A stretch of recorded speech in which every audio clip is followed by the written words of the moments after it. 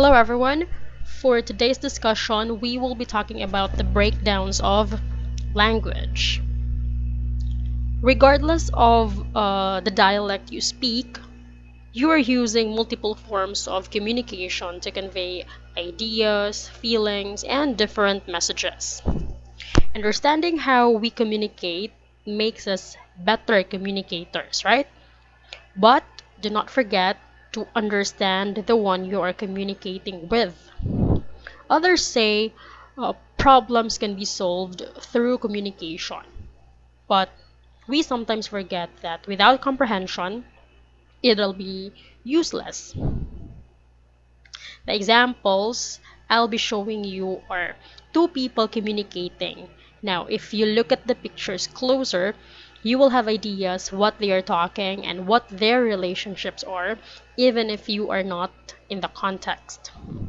So the first one here we have two old people talking in a cafe. Okay, they look serious or professional. Maybe they are old friends, no? Or anything that you can imagine.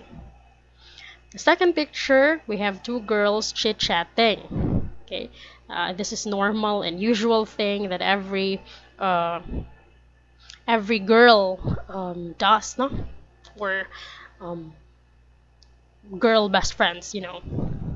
Third one, okay, we have two students. Okay, we can say that they are students because maybe they're bringing a book, okay, or um, their college friends, whatever. Or we can also say that they might have a romantic relationship based on their gestures.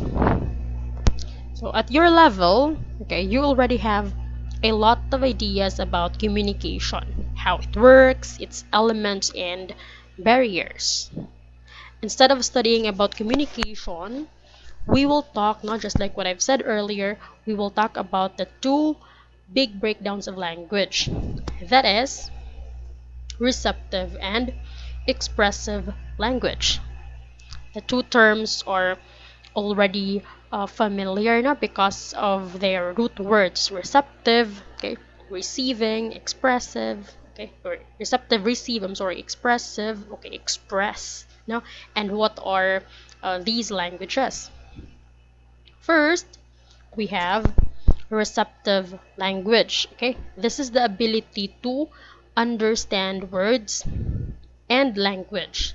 Much of this type of language is inferring communication from our environment and experiences. Please take note, it is the ability to understand, okay? In receiving a message or in receiving um, whatever context no, that you are receiving, you are expected to understand, no? Or to interpret, okay? To infer communication. So let's take a look at the examples not to see clearly how receptive language works. Okay. Okay. The first picture, okay, you can see here an ambulance. So when you hear the sound of an ambulance, you automatically understand what's happening. Obviously, no, there is an emergency. Okay. Or they might be helping or rescuing someone. Okay. That's automatic. The second picture, okay, we have here two dogs, no, and their owner. Okay, um, there's something missing in the picture, but the point here is that if a dog sees its owner holding the leash, the dog thinks its owner will bring him somewhere, okay, making the dog waggle its tail and get excited. But that usually happens if ever you have a dog at home. So, have you observed? Have you observed the power of understanding the context? In the example here, no, this one, the dogs, I hope this gives us an idea that even dogs understand such gesture. How much more humans? And how much more students like you studying and analyzing language? Diba? Semantics and pragmatics are now waving at you. So, what do you use What do you think are you going to use when you receive ideas or information or a message? What are the skills involved? Obviously, the answer is listening, could be listening, okay, or reading, and also viewing. So these are receptive skills. Now, you receive the information through listening, through viewing, or through reading. But this isn't that easy, okay? Just like normal discussions, theories, or whatever, there are still problems. Children with receptive challenges experience the following. We have attention deficits, behavior problems, challenges with social skills, difficulty sequencing, and struggling to distinguish between sounds. Do you have problems like this? Do you also encounter problems in receiving, no, a message or information? Okay. Children that might find following instructions, okay, keeping routine or responding to questions may be exhibiting symptoms of a receptive language disorder.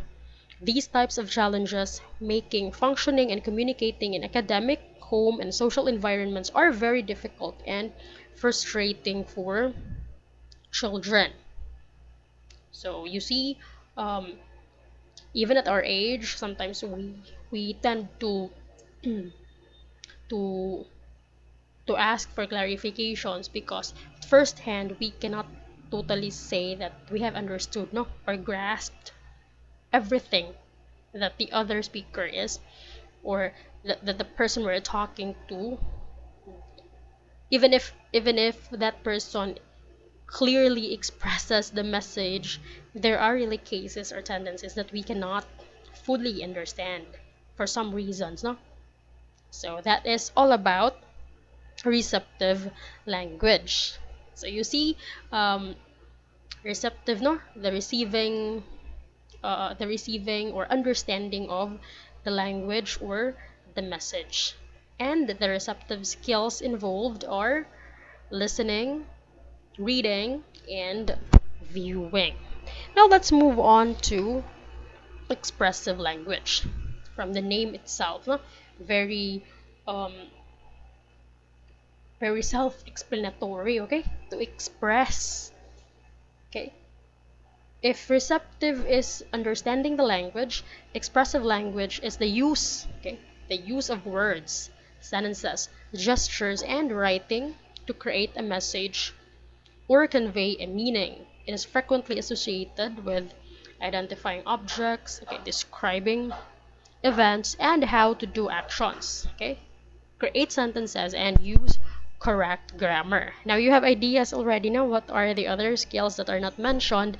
Those skills are called expressive skills. Children, okay, of the appropriate age also have the ability to recall or tell a story and answer involved questions. This is very critical for social communication and communication of needs, wants, and develop writing. But just like receptive language problems, expressive language may also encounter same problems. Children that struggle with expressive language also frequently have an underdeveloped receptive language. So there's a connection between the two. Many of the symptoms of expressive and receptive language challenges are similar, such as attention deficits. No? Very obvious.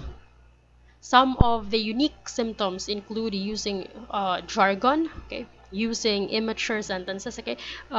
If we study young ones, no, babies or toddlers or even elementary or or, or less kindergarten to grade one kids, okay, they have problems in using immature sentences, okay, producing sentences with wrong word order, difficult to understand, and difficulty developing writing skills.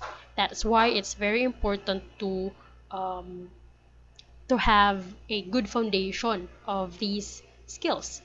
And just like mentioned here, that um, expressive language is affected by underdeveloped receptive language.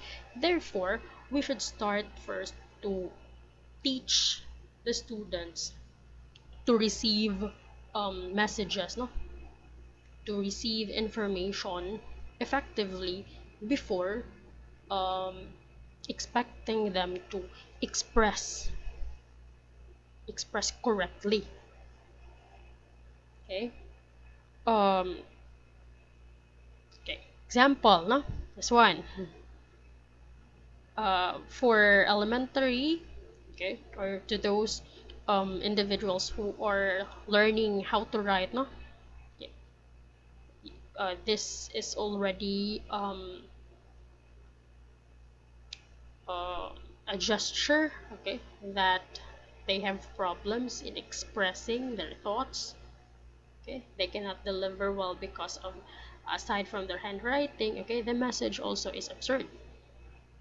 In college level or high school level, the one that we will be teaching, uh,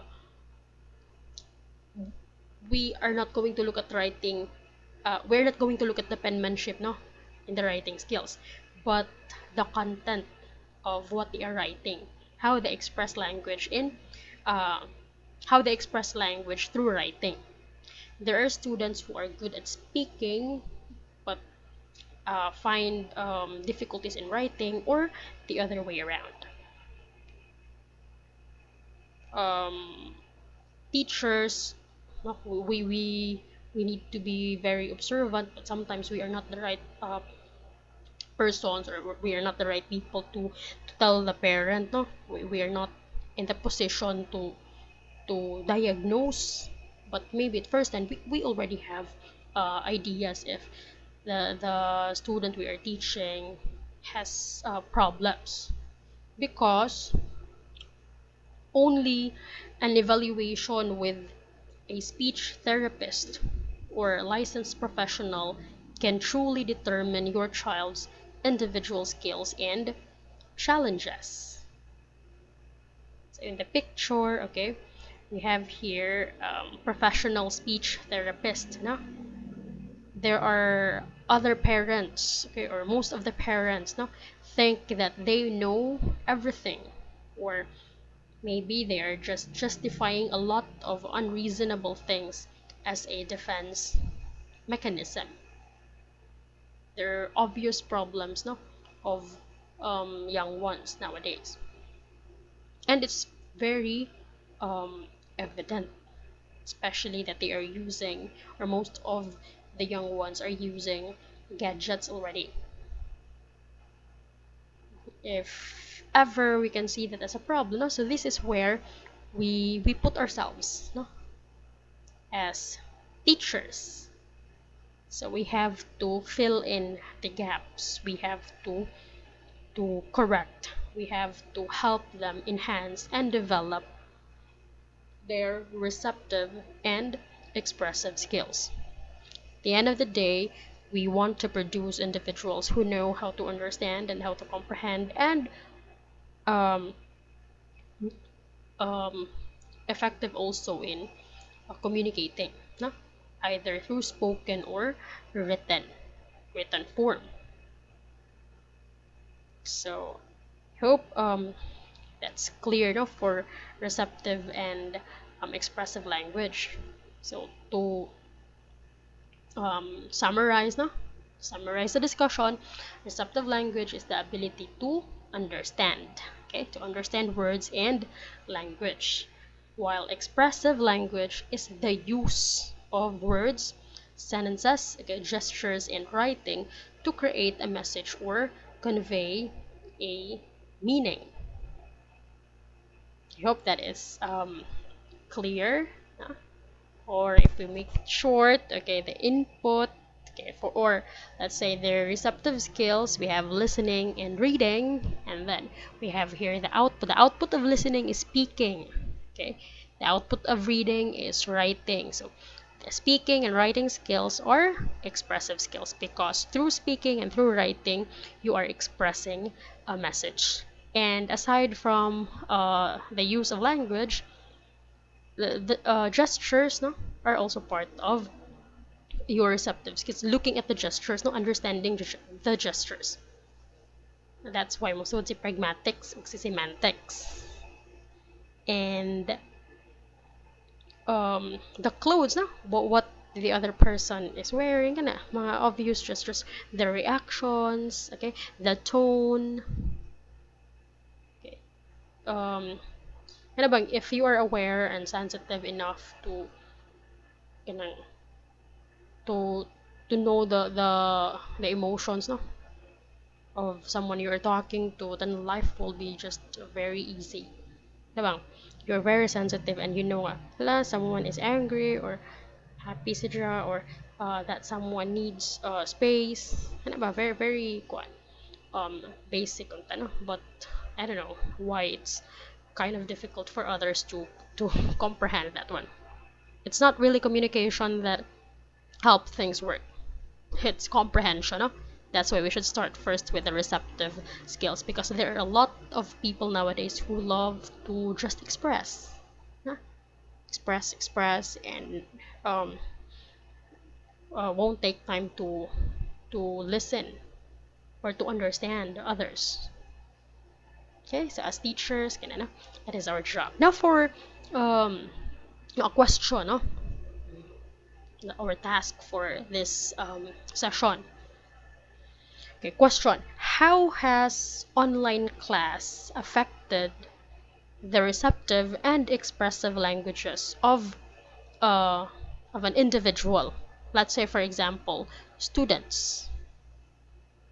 Again, how has online class affected the receptive and expressive languages of an individual? Or let's say, for example, as a student. Okay, that's it for um, today, and thank you.